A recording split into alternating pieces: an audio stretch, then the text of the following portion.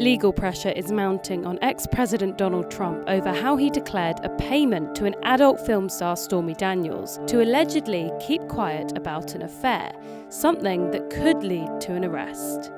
Here's a timeline of what happened between the former president and Stormy Daniels, which could result in the changing of history, a former president having charges brought against them for the first time.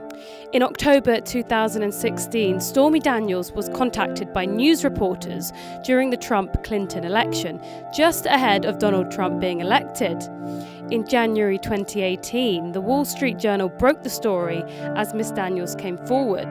The newspaper detailed how Mr. Trump's then lawyer, Michael Cohen, made a payment on the 14th of January, but then denied that the affair ever happened. 2 months later, in March 2018, Donald Trump's lawyer was still fighting Trump's corner, this time by filing an arbitration case against Ms. Daniels and alleging that she violated her non-disclosure agreement. In April 2018, for the first time, the president addressed the case personally, denying knowledge of the $130,000 payment that Cohen made to Ms. Daniels on his behalf.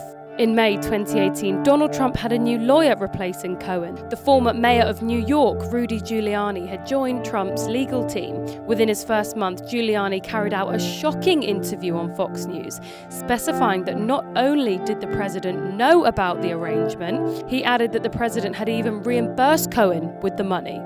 In August 2018, Cohen surrendered to FBI, becoming the first person to face the legal music over the Daniels affair.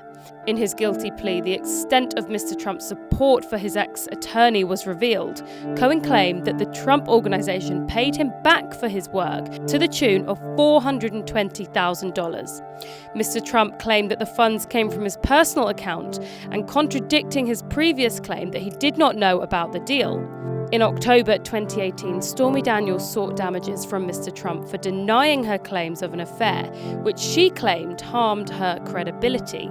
A judge, however, tossed out her lawsuit with prejudice. She was then ordered to pay attorney and court fees for the president.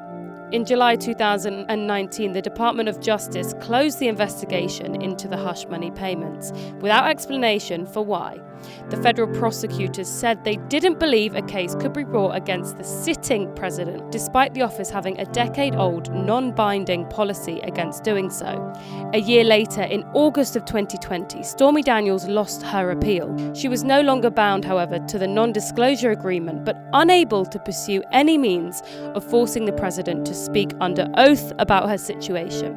In May 2021, the Board of Federal Election Commission voted against pursuing a case against the Trump campaign. But at least 2 commissioners believed that there was evidence that the Trump campaign had knowingly committed these crimes. In November 2022, the New York Times reported that Manhattan's new district attorney had ordered his office to jump back into the investigation after leaving it on the back burner for several years. Mr. Bragg took office in January 2021, the same month that Trump had left office. In January this year, Trump's former lawyer, Michael Cohen, fresh out of prison, began what would become a series of meetings with the district attorney team as a grand jury was impaneled with the beginning of the new year. In early March, Cohen appeared before a grand jury and Trump was invited to provide testimony as well.